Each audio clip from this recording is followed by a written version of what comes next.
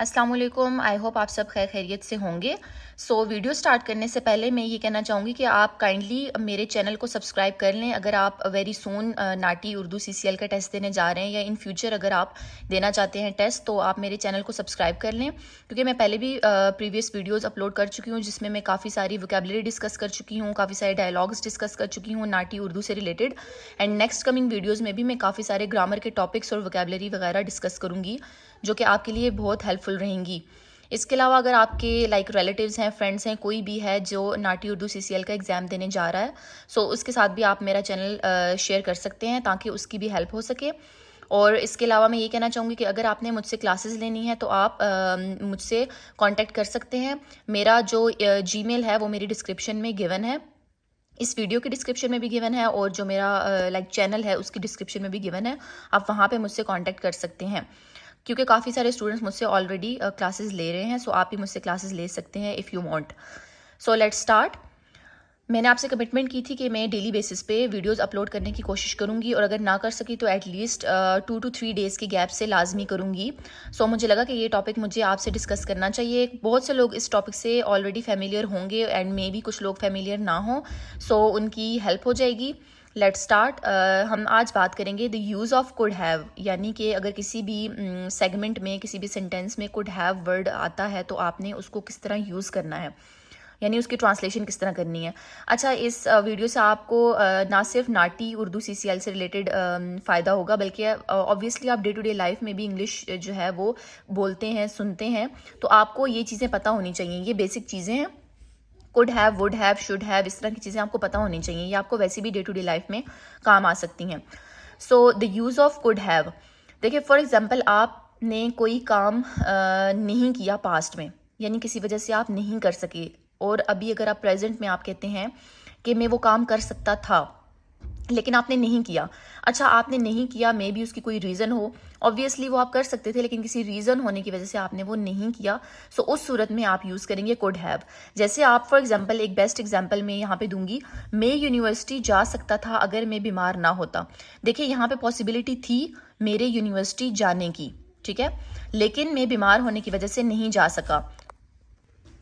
Okay, वही बात की पॉसिबिलिटी थी मेरी यूनिवर्सिटी जाने की, यानी मैं यूनिवर्सिटी जा सकती थी, या अगर कोई मेल है तो वो कह सकता है कि मैं यूनिवर्सिटी जा सकता था, लेकिन कंडीशन ये है कि अगर मैं बीमार ना होता। इट मीन्स कि मैं बीमार थी, उस वजह से मैं यूनिवर्सिटी नहीं जा सकी, लेकिन अब मैं कह रही हूँ कि मैं यूनिवर्सिटी जा सकती थी अगर मैं बीमार ना होती, ठीक है। तो इस सूरत में मैं कहूँगी I could have gone to university. अच्छा, यहाँ पे आपने ये जो सेंटेंस स्ट्रक्चर है इस पर थोड़ा सा फोकस करना है। I could have gone to university, could have के साथ आपने वर्ब की थर्ड फॉर्म यूज़ करनी है। मतलब आपने ये नहीं कहना कि I could have go to university, no. ना ही आप ये कह सकते हैं I could have went to university, ये भी रॉन्ग होगा।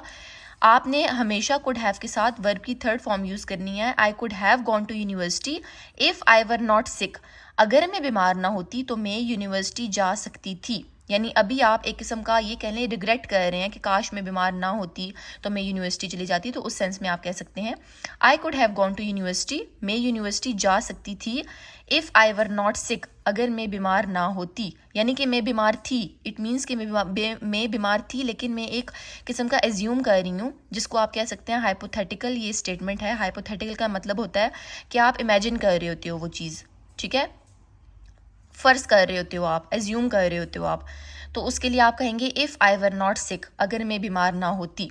इस तरह आप कुछ भी कह सकते हैं।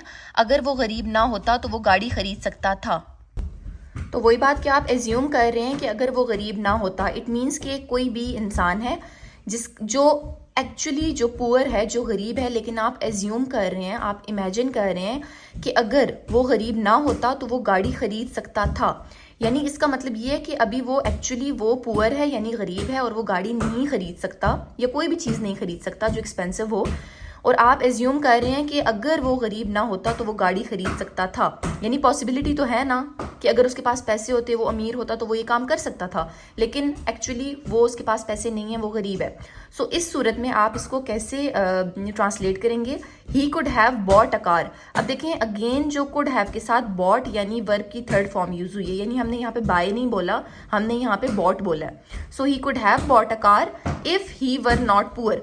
अच्छा, वैसे नॉर्मली ही के साथ हम वॉज यूज करते हैं जब भी हम पास्ट की बात करते हैं, लेकिन यहाँ पे भी आपको थोड़ा सा फोकस अपनी अटेंशन देने की जरूरत है कि मैंने ही के साथ वर इसलिए यूज किया है क्योंकि यहाँ पे आप एज्यूम कर रहे हैं।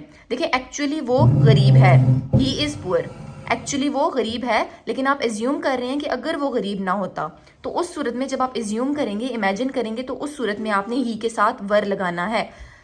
So if he were not poor, अगर वो गरीब ना होता। ओके, सो हम नेक्स्ट एग्जाम्पल लेंगे जो कि एक बेस्ट एग्जाम्पल है जिससे आपको सही तरीके से समझ आ सकेगी कुड हैव के बारे में। दैट अगर तुम देर से ना आते तो हम मिल सकते थे। फॉर एग्जाम्पल दो फ्रेंड्स हैं, एक फ्रेंड है उसने अपने दूसरे फ्रेंड को बोला है कि मैंने तुमसे मिलना है, फॉर एग्जाम्पल रेस्टोरेंट कहीं पे भी। सो वो उस जगह पे उसका वेट कर रहा है और जो दूसरा फ्रेंड है वो नहीं आया, ठीक है। तो बाद में जब वो एक दूसरे को कॉल करते हैं तो कॉल पे वो फ्रेंड उसको बोलता है कि अगर तुम देर से ना आते तो हम मिल सकते थे, ठीक है। यानी देखें यहाँ पे पॉसिबिलिटी थी मिलने की, अगर जो दूसरा फ्रेंड था वो देर से ना आता तो। इट मीन्स कि असल में वो देर से आया और ये नहीं मिल सके, असल में ये सारी सिचुएशन थी, बट पॉसिबिलिटी थी कि अगर दूसरा फ्रेंड देर से ना आता तो वो दोनों मिल सकते थे, ठीक है। तो अगर तुम देर से ना आते तो हम मिल सकते थे, इसके लिए आप किस तरह ट्रांसलेशन करेंगे? If you were not late, अगर तुम देर से ना आते, वी कुड हैव मेट, हम मिल सकते थे। तो कुड हैव के साथ आपने अगेन जो है वो वर्ब की थर्ड फॉर्म यूज की है मेट। सो अगर तुम देर से ना आते तो हम मिल सकते थे, if you were not late we could have met. या आप इसको इस तरह भी कह सकते हैं, वी कुड हैव मेट, और if you were not late को आप एंड पे भी लेके जा सकते हैं, कोई मसले वाली बात नहीं है, मीनिंग कन्वे हो जाएगा। सो ये तो कुड हैव से रिलेटेड थी। अब हम जाते हैं यूज ऑफ शुड हैव, यानी शुड हैव कहाँ पे यूज होता है। जैसे फॉर एग्जाम्पल आप कहते हैं किसी दूसरे को या खुद मतलब अपने बारे में सोच रहे हैं कि मुझे ये काम कर लेना चाहिए था। इट मीन्स कि आपने वो काम नहीं किया और वही बात कि अगेन आपको रिग्रेट हो रहा है कि मुझे ये काम कर लेना चाहिए था लेकिन आपने नहीं किया। या आप किसी दूसरे इंसान को कह रहे हैं कि तुम्हें ये काम कर लेना चाहिए था लेकिन उसने एक्चुअली नहीं किया, पास्ट की बात हो रही है। फॉर एग्जाम्पल आप अपने किसी फ्रेंड को या कोई सिबलिंग्स हैं, एक सिस्टर जो है वो अपने ब्रदर को बोलती है कि तुम्हें कॉलेज चले जाना चाहिए था। इट मीन्स कि वो नहीं गया और वो उसे अब समझा रही है कि तुम्हें चले जाना चाहिए था। तो उसकी ट्रांसलेशन किस तरह होगी? You should have gone to college, ठीक है। अब देखिए शुड हैव और कुड हैव में ये फर्क था कि कुड हैव का मतलब है कि वो काम हो सकता था। कुड हैव का वो मतलब है जैसे मैं यूनिवर्सिटी जा सकता था, वो उस तरह मीनिंग कन्वे करेगा। और शुड हैव का मतलब होगा कि ये काम होना चाहिए था, ठीक है। सो तुम्हें कॉलेज चले जाना चाहिए था, you should have gone to college. Next is आपको डॉक्टर के पास चले जाना चाहिए था। फॉर एग्जाम्पल आपके पेरेंट्स हैं, कोई भी फादर मदर कोई बीमार हैं, तो बाद में आपको पता चलता है कि वो बीमार थे और वो डॉक्टर के पास नहीं गए, ठीक है। ये मैं एग्जाम्पल दे रही हूँ। तो अगर आप उनसे कहते हैं कि आप अगर बीमार थे तो आपको डॉक्टर के पास चले जाना चाहिए था, तो इस सूरत में आप उनसे कहेंगे कि you should have gone to doctor, कि आपको चले जाना चाहिए था। इट मीन्स कि वो नहीं गए और आप उनको एक किस्म की सजेशन दे रहे हैं कि आपको चले जाना चाहिए था डॉक्टर के पास। नेक्स्ट इज तुम्हें पुलिस को इत्तला दे देनी चाहिए थी, you should have inform the police. For example आपका कोई फ्रेंड है जिसके घर में इन केस चोरी हो जाती है और आप उसे कहते हैं वो पुलिस को इन्फॉर्म नहीं करता, ठीक है, वो वैसे चुप रहता है, बस किसी को भी इन्फॉर्म नहीं करता पुलिस वगैरह को। सो बाद में जब आपको पता चलता है तो आप उसको कहते हो कि तुम्हें तो पुलिस को उसी वक्त ही इत्तला दे देनी चाहिए थी, यानी पुलिस को बता देना चाहिए था कि तुम्हारे घर में चोरी हुई है, और पुलिस इन्वेस्टिगेशन करती और बाकी सारा जो मामला होता चोरों को पकड़ती, बट उसने नहीं इत्तला दी। तो आप यहाँ पे उसको कह रहे हैं, सजेशन दे रहे हैं कि तुम्हें तो पुलिस को इत्तला दे देनी चाहिए थी। तो इसकी ट्रांसलेशन इस तरह होगी, you should have informed the police, you should have informed. अब अगेन यहाँ पे इसके स्ट्रक्चर में आपने फोकस करना है कि शुड हैव के साथ भी वर्ब की थर्ड फॉर्म यूज हो रही है।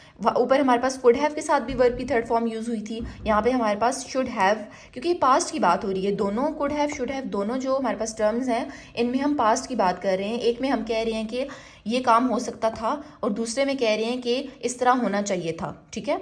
तो उस सूरत में शुड हैव कुड हैव दोनों के साथ हमारे पास वर्ब की थर्ड फॉर्म यूज होगी। ये आपने अपने माइंड में रखना है।